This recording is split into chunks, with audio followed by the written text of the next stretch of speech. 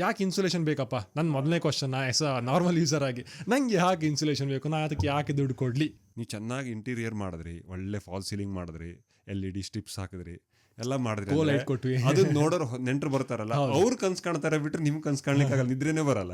ಯಾಕಂದ್ರೆ ರಾತ್ರಿ ಸೆಕೆ ಆಗುತ್ತೆ. ನೀವು ಕನ್ಸ್ ಕಾಣಬೇಕು ಅಂದ್ರೆ ಕಂಫರ್ಟ್ ಇರಬೇಕು.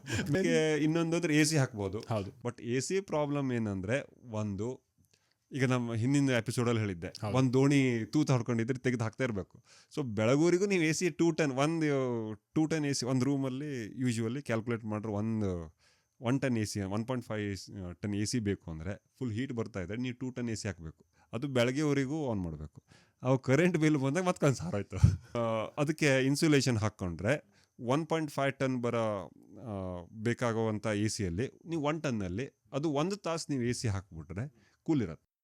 ಸರಿ. ಸೊ ವಾತಾವರಣದ್ದು ಒಂದು ಹೀಟ್ನ ಹೊರಗೆ ಹಾಕ್ಬಿಟ್ರೆ, ವಾತಾವರಣದ್ದು ಹೀಟ್ ಹೊರಗೆ ಹಾಕ್ಬಿಟ್ರೆ ಮುಗ್ದೈತೆ, ಹೊರಗಿಂದ ಯಾವ ಹೀಟು ಬರಲ್ಲ, ಹೊರಗಡೆಯಿಂದ ಯಾವುದು ಹೀಟ್ ಬರಲ್ಲ, ಮೇಲ್ಗಡೆಯಿಂದ ಬರ್ತಾರ ಹೀಟ್ ಸಹಿತ ಡೌನ್ ಆಗಿರುತ್ತೆ. ಸೊ ಅಂದ್ರೆ ಈಗ ಪ್ರಾಪರ್ ಆಗಿ ಸಿಂಪಲ್ ಆಗಿ ಹೇಳಬೇಕು ಅಂದ್ರೆ, ಸೊ ನಾವು ಇನ್ಸುಲೇಷನ್ ಮಾಡೋದ್ರಿಂದ ಒಂದು ನಮ್ಮ ಎಲೆಕ್ಟ್ರಿಸಿಟಿ ಬಿಲ್, ಅಂದ್ರೆ ಎನರ್ಜಿ ಎಫಿಷಿಯನ್ಸಿ ಮಾಡ್ಬೋದು, ತುಂಬಾ ಕಂಫರ್ಟ್ ಆಗಿರ್ಬೋದು.